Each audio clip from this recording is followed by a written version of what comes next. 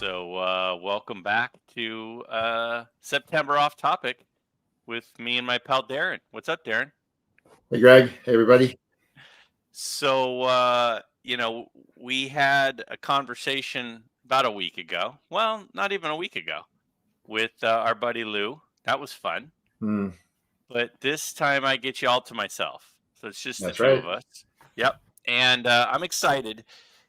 And so what I was thinking, because, for those out there that think that we're probably have a really good agenda and we have a well-produced series of topics, I'm going to surprise all of them and let them in on a secret that we just kind of hit record and start hanging out.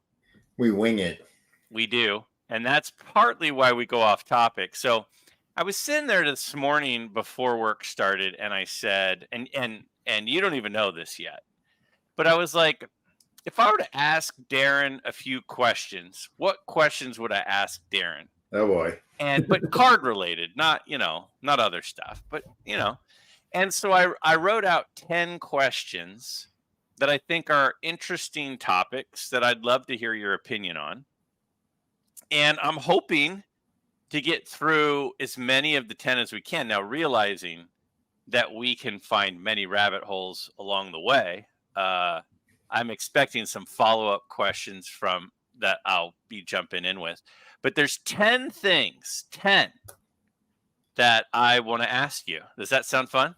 Sounds good to me. All right. And just so you guys know, I legitly just jumped on. Greg's like, hey, how was your day? I said, my day was good. How was yours day? My day was good. Great. He's like, all right, I'm going to jump in. I have an idea for the show. That's where we're at. So I have literally no idea what the questions are or what's coming. They're legit questions. When you have friends in the hobby, there are certain things you know about them, certain pieces of information they offer up, other pieces of information you have to kind of ask about. And I'm a very curious person by nature. And so these are things I'm curious about. So it's nothing like there's no gotchas in here. It's just I'm just curious what you think. Let's do it. So here we go. First question I've got. Have you purchased any cards in the last 2 years that you'd consider selling?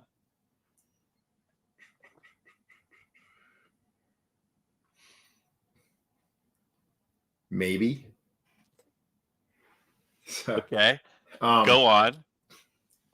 There were some cards that I purchased last year for my top 50 countdown. I wouldn't say that I would be I mean, everyone in my top 50 countdown, in my opinion, is a fantastic baseball player. And for the most part, they're rookie cards with a few exceptions. And the ones that aren't rookie cards are pretty sweet cards of those players. But if I think about the direction that I'm currently going with my collection, theoretically, I'd probably sell some of them maybe if I could get the right price for them and use that money towards something else. Yeah. But I know that I am not good at staying on track. It's just not a thing I'm good at. I like to set a goal. I like to take the most windy route possible to get there. Mm-hmm. So that being said, the one thing I don't want to do, I don't really in general have regrets. I don't want to create a situation where I could, right? I don't want to say, oh, well, I don't collect, I don't know, Lefty Grove. So I've got his rookie card, but I'll sell it because it's not part of kind of the core that I'm going for. But what happens in 5 years if I'm like, yeah, you know what? I've got all these great pitchers rookie cards and wait, I don't have a Lefty Grove. Oh, that's right. I sold it. I don't want to have that regret, right? So I would say theoretically there's cards that I bought in the last few years that I don't look at very much, but I don't know if I would necessarily sell them. Now, the only real exception there would be some of the modern stuff that I bought that kind of was on a whim. I don't look at it. I don't really like it. The downside though is, with my, excellent investing prowess, I bought all of it at the top of the market. And it's not worth anything now. So selling it really wouldn't, the amount of time and effort it would take to sell it, it's not worth it because most of the stuff that I would sell, I paid hundreds of dollars for the cards each. And now they're worth $10, $15. Mm-hmm.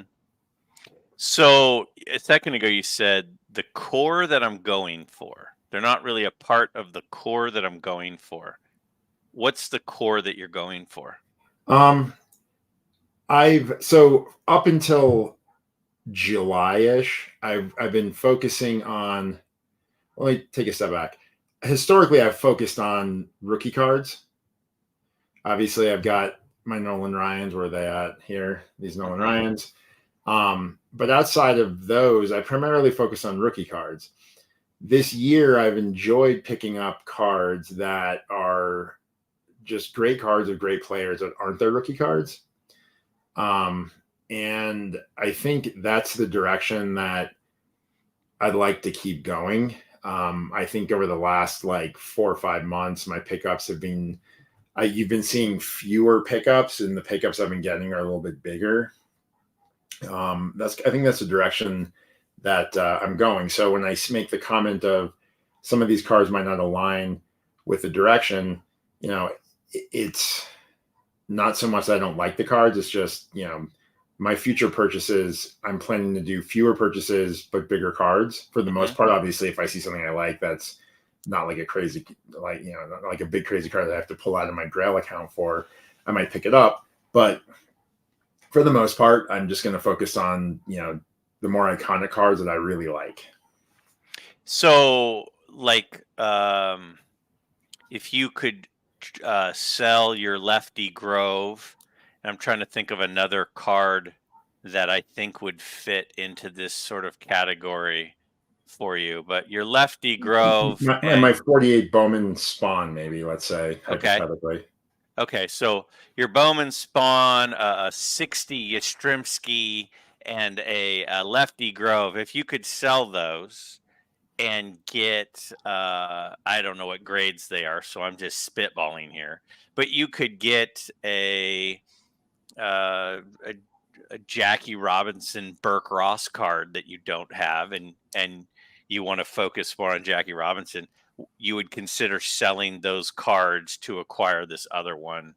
You would consider it, but you're not planning on doing it. Yeah, I would consider it. I would say yes, I would consider it, but it really kind of depends on cash flow, right? Yeah. If everything's going fine, then I probably wouldn't sell to get new stuff. If I was in a situation where, cash flow was somewhat of a constraint and I wasn't comfortable spending money on baseball, like new cash on baseball cards, because I had something else going on with the family, then yeah, I would consider selling maybe some of my vintage rookie cards that I don't really look at as much or enjoy as much as some of the others, and put that towards maybe picking up some other stuff for sure. Yeah. Okay. So that was my first one. So far this is okay, right? Yeah. And I'm not uncomfortable at all. All right. Second question. What cards from the 50s and 60s do you still want? From the 50s and 60s. Okay. Yeah. From the 60s, not a ton. Kind of going back to my, I don't do really, other than Ryan, I really don't do player collection. I did do it with DiMaggio, but that's because I legitimately liked every single one of his cards. But I didn't really do player collection. So there's not a ton of guys in the 60s that I would, even the great players, not a ton of them in the 60s that I would pick up because I'm not, player collecting them. I have, through my wife's collection, I have access to view a lot of 60s Mantle cards already, and I like those. I had a couple 60s cards of like Mays and Aaron. I actually sent them to you when you were selling at a couple card shows. But I would say, I'm trying to think. I've got the 69 Reggie and the 69 Ryan and the 69 Seaver. I like all those. I've got the 68 Ryan. I've got the 68 Seaver. I've got the 68 Bench. I like all those. I've got the 67 Seaver. I've got the Rose. I'm trying to think what other cards. Do you have the Carew rookie? I don't, but I probably wouldn't pick up the Carew rookie just because it's not. I mean, Rod Carew is a great player, but when I'm looking at when I think about the cards I want to pick up, I want to pick up cards of players that I think are like absolute all-time greats. How about Pete? Do you have the Pete Rose rookie? I do. Oh, you know what card? You know, I take that back. There are a few cards. I can think of three. In the 60s, I can think of three. Off the top of my head, I can think of three. I like the 69 Johnny Bench. I don't have that. Great card. The 64 P Rose. Great card. I like that. And then obviously a 68 Clemente 3D. I don't have that. Okay, how about 50s? Are there cards from the 50s that you still want? I don't have a 52 Topps Mantle. Okay. I don't have, yes. So 52. So the 50s, yes, there are. A 52 Topps Mantle, 52 Topps Mays, a 52 Topps Ed Matthews, a 52 Bowman Mantle would be cool. A Red Heart Mantle, a Dandy Mantle. What about some of the rookies in that era, like Mini Minoso rookie, 52 Topps or 52 Bowman, or a 52 Minoso rookie, 52 Topps Minoso would be cool. Obviously a 54. I don't have an Ernie Banks. Do you have the K line? I don't. Do you want the K line? I mean, it's not. At some point, I'd probably pick it up, but it's not like the cards that actually be on a list of things I'd potentially buy would from the 60s were the ones I mentioned. From the 50s would be the 52 Topps Mantle, 52 Topps Mays, 52 Topps Matthews, the 52 Bowman Mantle, the 54 Ernie Banks. Oh yeah, and then also the 54 Red Heart. I mean, Stallmeyer would be cool. I just don't know personally. To get one in a price point I could afford, the condition would be pretty crappy. So I don't know about that. What else? So if there were 100 cards on your want list right now, and this is a follow-up question, if there were 100 cards on your want list right now, the cards from the 50s and the 60s, are many of them pretty high to the top of the 100? Or are most of them middle, or are most of them low? I would say the ones in the 60s that I mentioned are low. Just because it's not, I mean, the way I look at it is if I want to pick up a 64 Rose or a 69 Bench, I would pick it up, but I'd rather save the money for something else and then at some point pick those up. Obviously, the Clemente 3D would be awesome to pick up. It's just, it's expensive. So that would have that would be more on like a big goal card, and I really like that card, but there are a few other ones that are similar price points that I think I prefer to have sooner, I guess. Yeah. Including the 52 Topps Mays.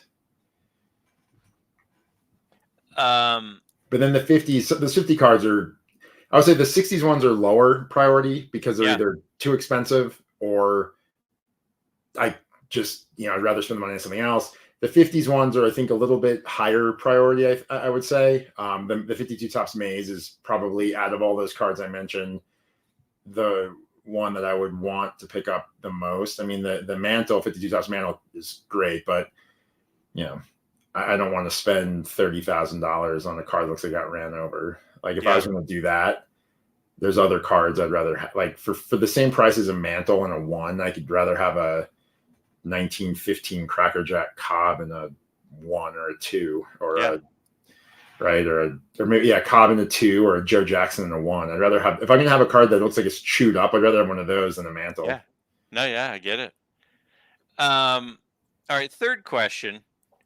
And my curiosity about that one is, it feels like you when you first returned to collecting, a lot of your once you started going vintage stuff, it was a lot of those 50s and 60s. It was the Clemente rookie and the Koufax rookie and the Seaver rookie, or it was all those sorts of cards. And then it does seem like recently it's been a lot more almost even turn of the century cards, not just pre-war.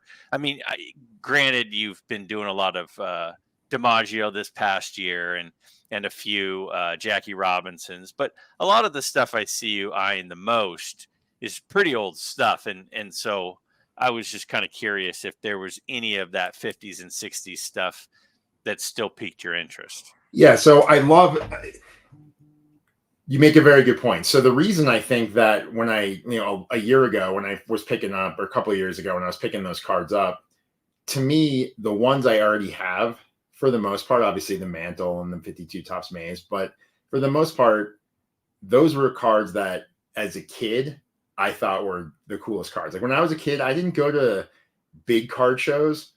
So I didn't ever really see in person any of the iconic T2. Like I saw some T206s, but they were more common. I didn't see like the iconic T206s or any of the none of the iconic Gaudi 33s or 34s. I didn't see any of the Cracker Jack cards, right? I didn't see those. So they were cards that, I'm like, I've seen pictures of them. But for me, when I got back into collecting for me, the iconic 50s cards, the Aaron rookie, the Clemente rookie, the Ryan, the Seaver, the Rose, those cards, the Maze, finally got the Mantle this summer.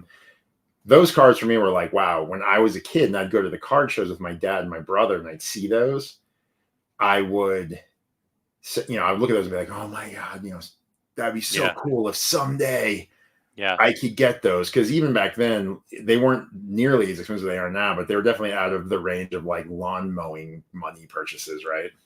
Yeah. So and so probably what happened too was you would see an Aaron rookie and you'd see a Clemente rookie, and so it got put on your radar. But then the more that you were collecting those and around cards, you may, and I don't want to put words in your mouth, but you started seeing things like the 33 Gaudi Roots, and you're like, well, that's on my radar too. I just, as a kid, didn't see those because this is all pre-internet and pre-seeing anything you wanted at any time. You had to. There was a few books with a few pictures. I was fortunate because living near San Francisco, some of the biggest card shows in the country were in San Francisco every year, and so we would go to those, and everything that I long for now I saw then, and so it was a little bit of I was exposed to. I mean, I vividly remember walking up to cases and seeing Honus Wagner's in them. I vividly remember going up to Mr. Mint's table and seeing the $100 bills fanned out, and then one case with 8 cards in it. Like, I vividly remember. I mean, I could tell you exactly. I could walk into a building right now and I could show you exactly where his table was. Like, I remember it like that. Nice. So it's definitely, the background does certainly affect the progress of how linear or not linear your track goes. Yeah, absolutely. And that's what I love about the hobby is the nostalgia of it, right? Because for me, it's not just buying these iconic cards that I remember as a kid, seeing them or reading about them or seeing them in books for the ones that I didn't see in person. It's not just that. It's reminiscing about being a kid and collecting and buying cards and thinking about reminiscing on going to places with like my dad and brother when my brother and I were little kids, and going to Cooperstown, like all that stuff, like the history of it, my personal history of it is a big part of why I collect what I collect and enjoy collecting what I collect. Plus, in general, I'm a big history guy. I like history in general, and for me, buying some of these older cards and learning about some of the pre-1900s guys and some of the other players like turn of the century, it's just, for me, it's enjoyable to learn about them and then get cards with their their pictures on them. For sure. Okay, next question. Question 3. At the moment, we're on pace for a 100-minute episode, but I think that we're going to be okay. There's been a move away from quote unquote smaller cards. more reasonable price point cards. It feels like a lot of the, it's a 73 Clemente, it's a 68 Clemente, it's not a 56 or a 55 Clemente. It's like it feels like there's been a move away from just regular cards and a movement towards everybody only wanting the big cards. It feels like there's a movement. Do you feel like there's a movement like that? And if so, why do you think there is a movement like that? I do see that. Personally, I'm doing that. So I'm part of that movement. I think, and I don't know, I can't explain why anyone else does it. I mean, I know why I do it. I had a list of cards. I had a list of 50 cards, and the average price point was probably X, and I got most of them. And then I got a smaller list of cards with a price point of 2X. I got most of those. Then I got an even smaller list of cards with a price point of 3X, and I finished that list. And now I've got cards with a price point of like 3.5 to 4X, and I'm smaller list, more slowly picking them up. So for me, it's just kind of like a progression. Yeah, you pick the fruit off. You pick the fruit off the bottom of the tree first, and then you get the ladder to get the one up high once you've gotten the low hanging fruit. Right, exactly. It's easier to pick up, 10 cards that are sub $1,000 price points than it is to pick up, 3 cards at like a $15,000 price point, right? So, so for me, that's why. Now, well, but I agree with you that I see a trend that way, because I notice it when I'm looking at the cards I want to buy and the price points, right? A lot of the cards I bought last year or the year before, I could buy them this year for probably less than I paid for them. But the cards that are on my list now, the bigger ones, they're still going up. So I think that I'm not the only one doing it. So I would say that, yes, I see that kind of directionally, and I see it on YouTube. And I think that is more of a, and that's the thing I think is, the guys on YouTube, they showed their cards when they start their channel. Then they start picking up new cards. Then they show better cards. And I did the same exact thing, right? So I think that on YouTube, you're seeing more of a progression in that direction. Yeah. Because more and more people are picking up stuff. I personally think I picked up cards quicker once I started YouTube, because it gives me something to show on the channel. And when I started doing that, you start getting the low-hanging fruit quicker, right? And then you clear that. Then you start to get like the next level and the next level. So because of YouTube, I think it drives YouTube content creators to accelerate their purchases. And as they accelerate their purchases, they typically will start at the safest price point that allows them to get the most cards, to get the most content. They kind of hit their goal cards in that tier, right? That tranche. Then they move on to the next one, right? They move on to the next one. They're a little bit more expensive, so they buy fewer and they show fewer cards. They might have the same number of videos, but they'll show 1 card in the video instead of 2 or 3, right? Then they get to a point where they show less. And if you look at my channel, that's what's kind of happening to me. I was, beginning of the year, last year and the beginning of this year, I was putting out 2 to 3 videos a week, right? And then as I've been focused more on the bigger cards, I've been putting out fewer videos because I have less cards to show. I'll do VRs and stuff. But if you've noticed over the last, basically leading up to the National, I didn't do a whole lot of videos. I did some videos around the National because it's the National and we bought cards, but we also had a lot of great, experiences as these YouTubers and me with my family and stuff. So I had other videos to talk about. And after that, it slowed down again. And now I just picked up the green Cobb. I showed that a couple of weeks ago. Do you think that the YouTube thing is creating a little bit of a keep up with the Joneses, keep up with the Darrens type of atmosphere? Because when I'm watching a channel, I think I'm just like anybody. If I'm watching a channel and the person is showing, a 1960 Rocky Colavito and a 62 Aparicio. I'm like, oh, good, cool, good for him. But the guy who's showing the Joe Jackson, I'm like, wait, hold on. Stop talking to me. I need to see this. Like, do you think that there is something to that? Like, it's like the guy, the girl who gets a single rose from her boyfriend on Valentine's Day probably doesn't post a picture of it on Facebook. But the girl who gets 3 dozen long stem roses for Valentine's Day, she's definitely posting it on Facebook, right? Is it sort of that mentality, you think?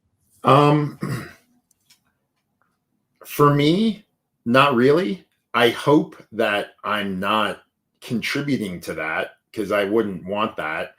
I would say for me personally, there are a lot of cards that I'm looking at getting that I've just kind of researched different sets and different players and found different cards I have interest in. Mm-hmm. Half. The other half are cards that I either knew about but didn't really think about, or I didn't even know about that other YouTubers showed. And I'm like, oh, that's a cool card. So then I'll, learn more about the card and say, oh, you know what? That'd be a cool one to pick up. Right. So I wouldn't say that I'm trying to keep up with the Joneses because the guys I'm not saying you're trying to keep up with the no, Joneses. totally. No, I'm just giving an example. Like there are definitely guys on YouTube whose collections I envy, and don't go too far into that because that's a upcoming that's question. another question. Okay, That's so no, question 5. I don't. I would say that I definitely purchased cards before because I've seen other people show them. I didn't purchase the card to either copy them or one up them. I purchased the card because I'd never seen it and I really liked it. Now I take that back. I did purchase a card one time to one up someone for a VR. I know which card that is, but that was only one time, and it's a great card. It's a great card. We'll leave that one alone. All right. Let's keep moving. Question 4: is having expensive safe deposit cards as much fun as having cards you aren't afraid of having something happen to? No, not at all. And the reason that I'm saying it like this is I had a safe deposit box for a while, and I would put my Ryan in it when I would, go on business trips or go on vacation. And then recently I decided to start putting a few more cards in it. So right now I've got about 10 cards in it. And I'll tell you what, I hate that. First of all, the cards can't be happy because they're stuck in like a coffin, right? Poor cards. But at the same time, one of the things I noticed, because I'm busy in general with life. So I'm not always looking at my cards. Now, when I do look at cards, the way it usually plays out is I really want to look at my 52 Topps Jackie Robinson, and I'll open up the case and I'll look at it. And then I'll start pulling other cards out around it and look at those, right? When I don't have, that card or, the Gaudy Ruth or my Ryan or, even my new green Cobb, that's in the safe deposit box. So when I don't have those in my collection, I less often will go look at other cards that I don't have displayed in these two cases right here. And for those two reasons, A, I don't think they should be there because I don't get to look at them. And B, by not having them to look at, I look at the other ones less as well. Sure. I think putting cards in safe deposit box sucks. That being said, though, I appreciate where my collection's going, and I don't want to risk it because I know how I think, right? Like I would love to display all my best cards all the time out in the open. I'd love it because I could see them. I could enjoy them all the time. Knowing me and how I think, if something were to happen to one of those, I would get so frustrated and angry. I would probably sell the whole rest of my collection and stop collecting. And I don't want to do that. So rather than risk me losing it over losing a big card, I'll put those cards in the safe deposit box and I'll swing by and visit them, a couple times a month. Now, do you think it has or will affect future purchases where you're like, this card, if I get it, probably going to be a safe deposit box card. So maybe I won't buy this one because that one's a little bit less expensive, and that's not quite a safe deposit box card. So I might get the non-safe deposit box card instead. Do you think it could affect some of your future purchases? No. And the reason I say that is I have a long-term plan to have a true hobby room in a house. Probably not in the house I'm in now, but our kids are in high school, and so we're probably gonna, move into something else when they graduate, right? I'd like to have a true hobby room, and it's kind of funny. My wife and I, every year, there's a thing here in Colorado called Parade of Homes, where you buy a ticket and you get to go visit all these like really cool custom built homes that all the custom home builders build before the purchasers move in. So you get to tour them and see stuff. One of the trends I saw this year is like most of them had this like safe room, not like we think of as a safe room where it's like, hey, someone's breaking into my house, I go in this room. It's literally, you go in the basement and there's like a old fashioned big safe door, put in the password, the code, or you turn the dial, you open it, and then there's like a room behind it. It's not like a safe room where there's like a couch and a TV and a fridge. So it's like, hey, somebody's breaking my house, I'm going to hide out here till the cops come. It's just like basically like a walk-in vault almost.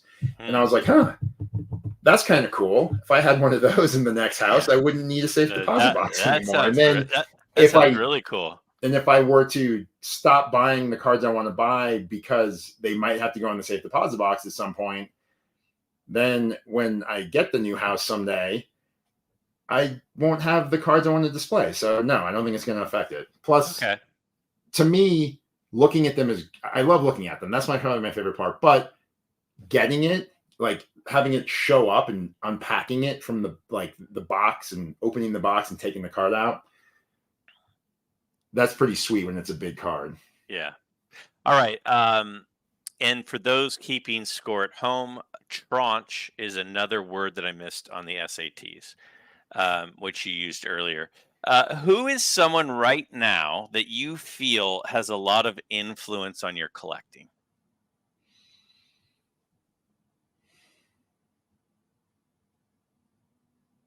Dramatic pause. Yeah, it's a tough question. I think I know your answer, but I want to hear it from you. I'd say my dad. Oh, so I missed. Swing and a miss from me. So now, your dad's got some amazing stuff. He does. And I don't collect the same way he collects. We both collect a little. I mean, obviously, we both have a lot of respect for each other's cards, but he collects differently than I do. But one of the things the reason I say that he's influencing my collection recently a lot is one of the things that I love about the hobby is that when I wasn't collecting cards, I would still talk to my parents, I don't know, multiple times a week. But since I've been getting back into it, I talk to my dad almost every day, right? Yeah. We always kind of talk a little bit about baseball cards in every conversation. Same thing with my brother, actually, too. I used to talk to him like once or twice a week. Now I talk to him almost every day, and we always have some sort of a baseball card discussion. And because of that, because we talk about cards almost on the daily, it gives me ideas for stuff, right? Like I never was interested in those comic cards from the 1800s, those big ones. Like if somebody were to say, hey, I'm giving you this, I'd be like, all right, whatever. My dad got me one and I'm like, oh, that's cool. He's like, I don't know why I like these. I just think they're cool. And I'm like, they're weird. And I started looking at more. I'm like, they are kind of cool, actually. So then I started buying those. He pushed me a little bit in the pre-World War I space as well. And I really enjoyed, those sets and collecting those. And, that's fun. And then it also is influential because I get to see stuff he buys. Like he picked up just last week in an auction. He got a 1903 Bryce Willie Keeler card. And it's a 2, but it's a really good looking 2, especially from that set. So he'll pick up really cool stuff and it'll be like, oh, that's a good, like, I didn't really think of Bryce Williams cards, right? I didn't, I looked at T206 and then prior to T206, I look at, N172s and like Allen Ginters and stuff, right? So just having those conversations with him and seeing the stuff he buys and just discussing it with him, and my brother to an extent too, on almost a daily basis. I think the two of them are having a big impact on my collecting. One of the biggest differences, I met and got to hang out with your brother and your dad some in Cleveland at the National, and one of the things that I immediately knew and could determine about your dad, that's dramatically different than you, is he seems like a very, very patient man. He seems like he's not going to buy a card just because it's the only one that's available.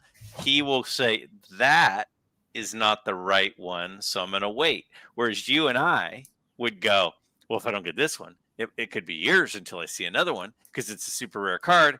He's not wired that way at all. Like, he's not concerned about that. Is that accurate? Ironically, yes, that's completely accurate. And I say ironically because as he's getting older, he's getting more patient, but he's not a patient guy. When it comes specifically to finding the exact baseball cards he wants, he's super patient. I see. And he's very, very patient with the grandkids. Well, that's good.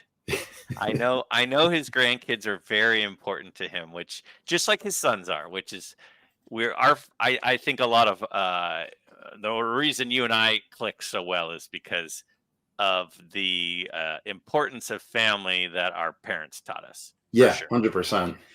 All right, next question. This is number 6. We're picking up the pace a little bit, but we're still running long. Where do you stand on non-sport cards? Now, I thought you were going to say a collector that influences you a lot is Andrew of Nuf Ced cards. I thought that was going to be your answer. From a YouTube perspective, Andrew's knowledge and his collection and what he buys has a lot of influence on me for sure. There's only like 4 or 5 YouTubers where I'm like, I really want to see more of their collection and better understand their collection and why, because I truly appreciate exactly what they're doing. He is at the top of that list for sure. He's an example of a guy that when he posts a video, I don't sleep on any of his live videos. Anything that he posts, I watch it before I go to sleep because I'm not going to wait till tomorrow to see what he's going to show. It's very, very impressive. I'll post a link to his channel in the description below. Yeah, so the only 2 channels that if they post, I will literally drop what I'm doing. Yeah. Unless it's like a critical client meeting or something hypercritical with the fam. Mm-hmm. I will drop what I'm doing to watch to see what they're posting, or Andrew and Josh Stottlemyre, because I know that if they're posting something, they don't post fluff. They don't post things like their channels. I like their channels because I like to see incredible cards and hear the stories behind them. Yeah. And for those 2 guys, they don't post a lot of videos, but when they do, yes, absolutely. Those 2 guys, I'm watching their channel. I'm watching their video as soon as it drops. And they're both really good guys. They are super nice. Andrew actually texted me about the card my dad bought, because I introduced Andrew to my dad at the National, and they were chatting about Willie Keeler and the Bryce Williams set. And Andrew texted me 3 weeks ago and said, "Hey, I know your dad mentioned that he's looking for the Bryce Williams Willie Keeler. Or I know he mentioned the Bryce Williams. I know that he loves Keeler. I found a Bryce Williams Keeler that's up for auction. Let him know." So like even that, right? Like that connection. That's how my dad was able to. It was Brockelman's auction. I never heard of that. So my dad, we would have completely missed it. But Andrew saw it and he let us know, and he was it's definitely. I really appreciate his collection, what he does, and I agree with you. Generally, just a really nice guy. So to the question part of it, which was, I know that Andrew has pivoted, not completely, but he has gotten heavily into non-sport cards over the last year or 2. Where do you stand on like pre-war non-sport cards? I think they're super cool. I probably wouldn't collect them initially, at least for a while. And and the only reason I say that is there's so many cards. And I took this advice from Mike Petty. He said, look, make a list of like 100 goal cards, right? It's easier to get cards from that list because there's so many. So I did. And there's just so many. I'll say this. There's so many baseball cards still that I would love to get that would take priority over non-sports. There's actually a lot of basketball, some football, even some hockey cards that I would love to get someday. But I really want to get the baseball cards first. And once I get the baseball cards, and then I get the hockey cards, or the non-baseball, sorry, not just hockey, the hockey basketball, football. Once I get those down the road, I would definitely not be opposed to doing the non-sports stuff. Like I said, I'm a history guy, right? Like there's some of those old sets of the presidents and inventors, and I would love to pick that up. It's just because of Petty, man, I've got way too many cards on the list that I need to knock off first before I could move to that. But I do appreciate those. I love watching the videos about them because they're super interesting. Awesome. All right, number 7. If your close friends weren't attending Strongsville this year, would you still go? No. So would you say Strongsville is more about the friends and less about the cards, and the National is more about the cards and less about the friends? I would say that both of them for me are more about the people than the cards. Mm-hmm. Strongsville I like because it's a smaller group, and it's a more interactive kind of like you're on the floor, and there's people that I've watched their videos and I appreciate their collections immensely, but I had never talked to before. And I'd see them on the floor at Strongsville and just be like, hey, and they ask them a question, like, oh yeah, right. Like it's a different way to interact. And I really like that. The National is the same way. Like one of my favorite parts of the National is when my dad and my brother come to it. So it's great hanging out with them, great hanging out with you, and hanging out with everybody else. The cards, obviously it's awesome. I'm not at the point yet, I don't think, in my collection where I can't find the cards I'm looking for on eBay or even Facebook, that I need to go to something like the National or Strongsville to find the specific cards. Now, it's nice to go and buy them in person because I don't have to pay tax on them, and it's cool to have my buddies around when I do it.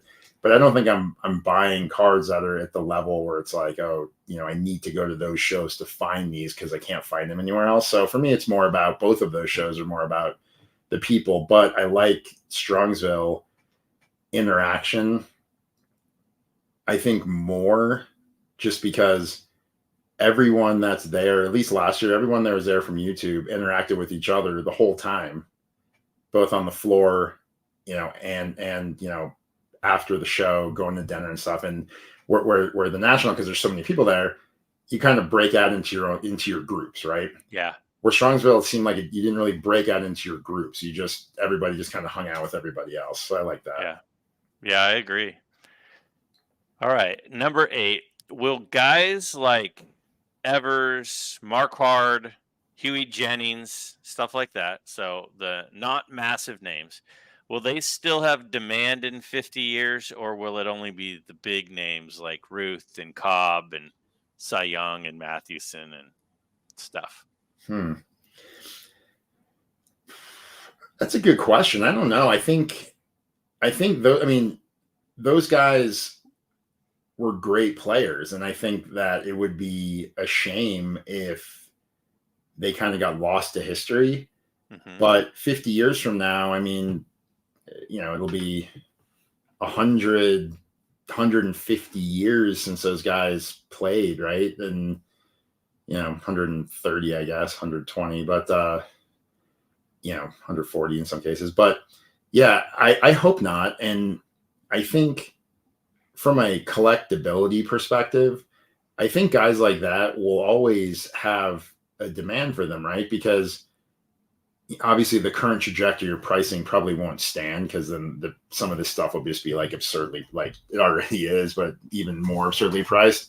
But if the value of cards grow that much faster than the growth of the growth of the economy over time, I think that when people in 50 years want to pick up, T206 cards, Cobbs, Mathewsons and Johnsons and Cy Young, cards like that. I mean, those guys' cards could be, in today's dollars, $10, $15, $20,000, right? Comparatively, where guys like you mentioned, right, like Marquardt and you said Hugh Jennings, and I don't think they'll go up as much, but it still will allow collectors in 50 years to buy at that point, 100 and whatever, 150 year, 160-year-old cards of Hall of Famers at a reasonable price point. So I don't think that, I hope they don't kind of disappear to history from like a remembering what they've done. And I don't think hopefully they don't disappear from the hobby, or the demand goes too low, because those will be the cards that people could pick up still from those sets, assuming that there's the trajectory is not as steep, but still card price is growing faster than the economy is growing. I know that neither of us are investors, right?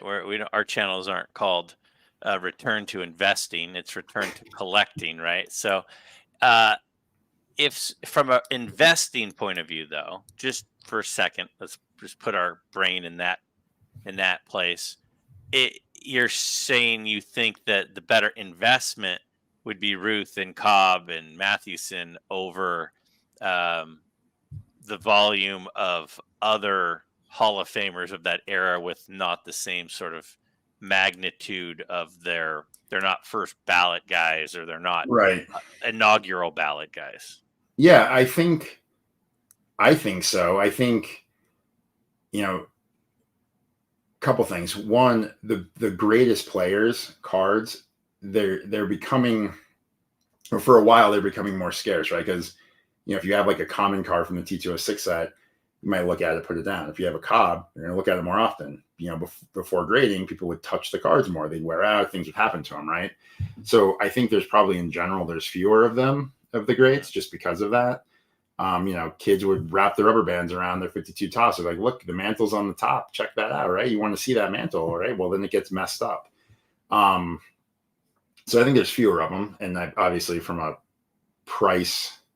economic price modeling perspective, supply and demand drive that. So yeah, I would say that over time, I think lower supply and higher demand. I only say higher demand because it's names that are known. And you've talked about this a lot of times on your channel, right? It's like somebody comes to your house and you're like, hey, I collect baseball cards. They're like, ooh, you have a Mickey Mantle, you have a Babe Ruth, right? They're not like, what? Do you have an old Haas Radborn in 172? It's like, I don't. You have a Frank Chance, yeah, exactly. You have the Eddie Plank, right? Like, right. They don't know these players. So in general, I think the players with the higher, and I think that's what's happening with some of them now. You're not now, but over the last 5 years, right? Like some of these Honus Wagner cards that were going for $4 or $5, $6 million.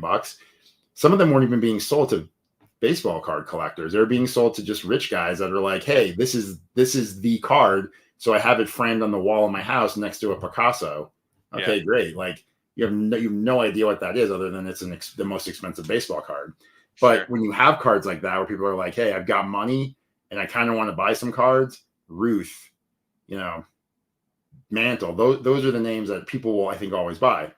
So I think in general, those prices will keep going up because you have a higher demand for them and you have, theoretically a lower supply.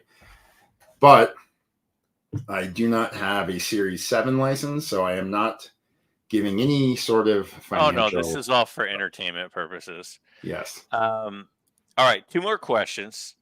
My favorite question I'm going to save for last. So this is question 9. If you didn't collect baseball cards, what sort of sports memorabilia would you collect instead? Autographs. Autographs on balls, on photos, on cards, on programs? Okay. My preference would probably be autographs on balls. to the extent it's feasible, right? Like just like cards, right? Like I would love to have a M1015 Ruth, but that's not really feasible anymore. Same thing, having a Honus Wagner signed ball or a Joe Jackson signed ball. Tough. I mean, any of their autographs are tough, but the balls are tougher, right? Mm-hmm. Jackson, maybe not everything with his is tough, but so like I would say probably balls to the extent that it was feasible, and then the autographs that I just couldn't swing on a ball, I'd buy those autographs I wouldn't care how they were, right? Like, if I got a Joe Jackson autograph because it was on a check that he wrote, awesome. If it was his autograph because he, signed like a notebook piece of paper and it was torn out, fine. Like I would say those autographs, I wouldn't even care how they were. I just would think they were cool. But in general, I think I'd focus on balls. And the only reason I say that is just from like a storage perspective, right? You put them in little cubes and you could, stack them up, stack them over. Yeah. Because like when I look at my office, I have, I don't know, like 40 signed baseballs in those cubes stacked up on top of a bookcase, and they don't take up a lot of space.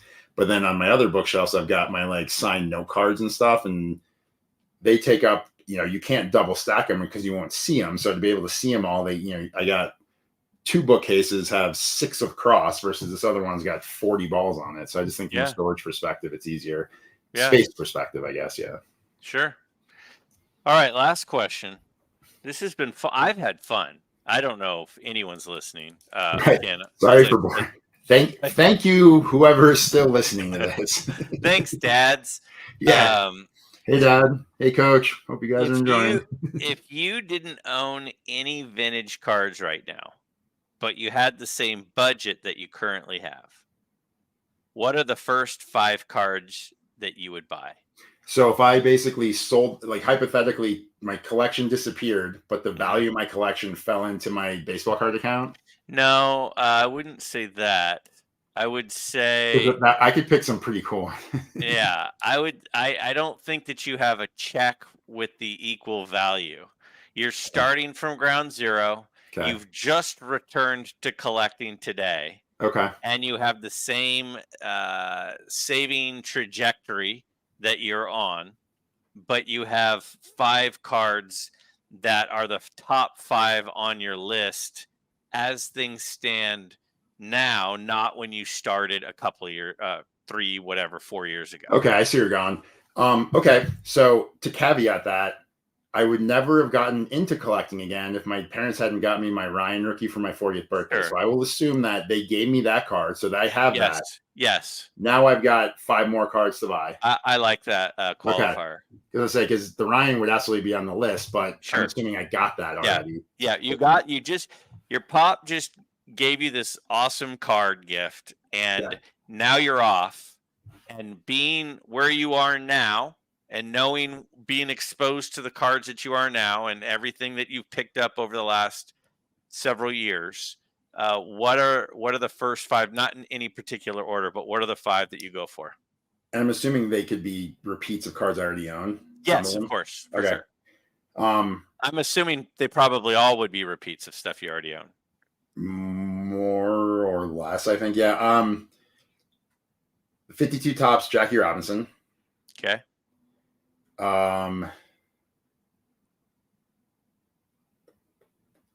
That one seemed easy. Was easy. Now it gets tougher. So I've got the Ryan, I've got the 52 Topps, Jackie Robinson. Okay.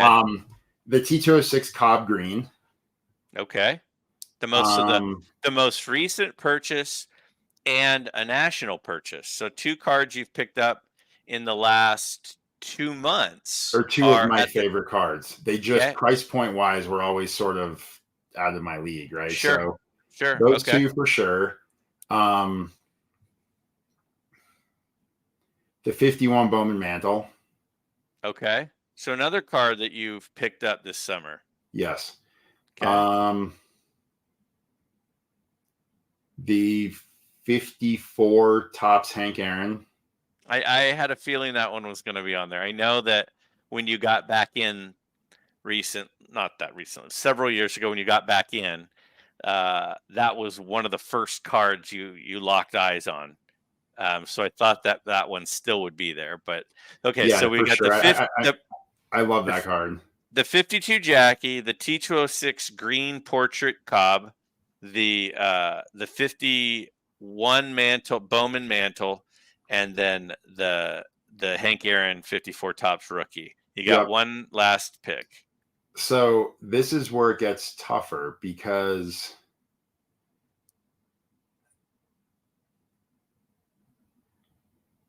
I'm trying to think, is there a card that I want that would be kind of in the range of prices of those cards that I don't have? Or would it be, because honestly, the two that I need to I couldn't decide between that I have currently would be a Clemente rookie because I just love the card, and then my Gowdy Ruth, the green one.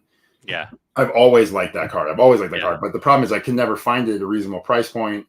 And at the National, I was lucky with my budget this year, so I had extra money.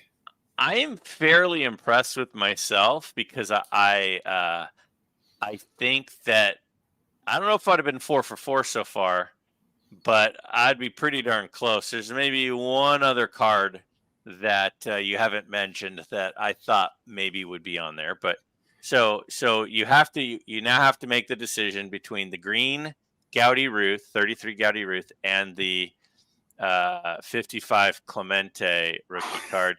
Theo's on the edge of his seat.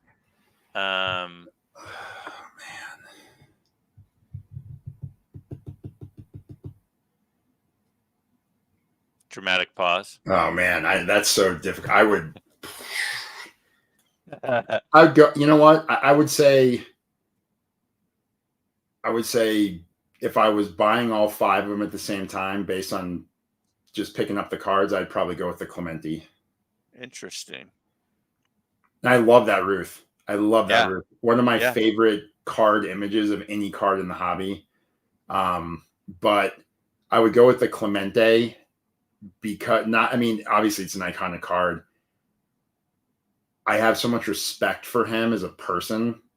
I think I'd have to have that card early, like I did when I got back into collecting this time too. Like I was buying my Ryans during the Ryan purchases. I picked up a 56 Topps Mantle.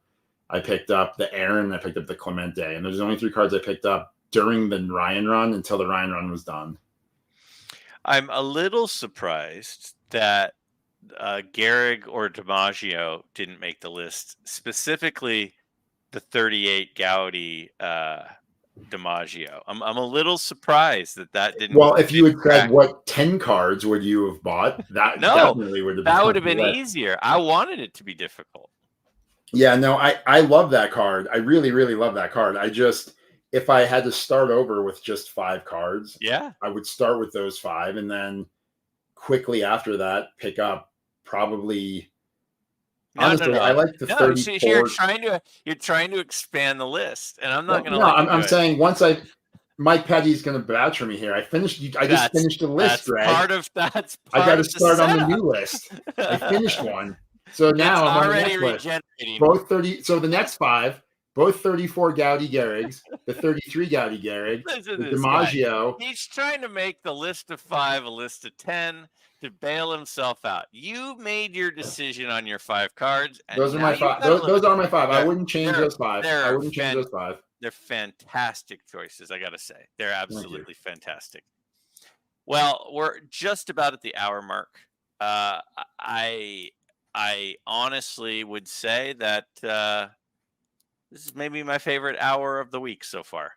I don't know if anybody else agrees, but hey, I've had a lot of fun asking these questions that I've been curious about. Well, I appreciate you making me think about some of that stuff, because to be honest with you, I sometimes take some of it for granted, right? Like I'm like, cool, I want to go look at this card. I've got to go check it out. But like you pointing out that, a lot of the big ones are now in the safe deposit box and I don't get to see them as often, or even think about because for me, a lot of times it's like, well, this is new, so it's my favorite. And I know I did pick a lot of the newer ones, but it's because of the way I collected this year with fewer purchases, but bigger cards. I was able to pick up some of the cards that I've wanted since I was a little kid, and it's just Yeah. it's been. I mean, the whole thing's a blast. Like I love collecting the cards. I love talking to people about the cards. I love coming on YouTube and chatting with everybody and watching Yeah. everybody's videos. It's just in general, it's a blast. So Yeah. I yeah, agree. And becoming buds. And it yeah, wasn't even. Here's another thing that's crazy. And hey, we just crossed the hour threshold, but I will throw this out there. I think it was just under a year ago that you and I had our first collaboration. We haven't mhm. even, and correct me if I'm wrong. I genuinely don't remember, but I believe that I reached out to you. I think I got your number from Theo, and I reached out to you and I said, "Hey, you want to come on and the show?" And you said, "Yeah." And we had so much fun. We said, "Let's do that again next month."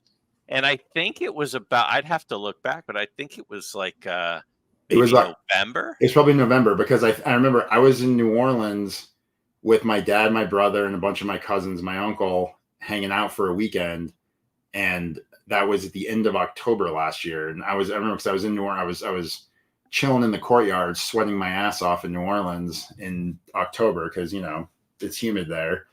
And I remember you called. Yeah. That's awesome. Okay, almost 1 year down, many to go, my friend. Yes, sir. All right. Hey, thanks to everybody for listening. We had a blast. Hope you did too. Darren, thanks for putting up with me kind of turning the screws on you a little bit. No, I appreciate it. I love it. It was definitely fun to talk about that stuff because it's things that I don't really think about, but do, right? Like you pulled a lot of stuff out of there. So that I Yeah, appreciate that. I had a blast. Me And too. you scratched a lot of itches that I was wondering about. So, Perfect. Well, I'm glad. all right. Well, thanks again, everybody. And we'll catch you on the next one.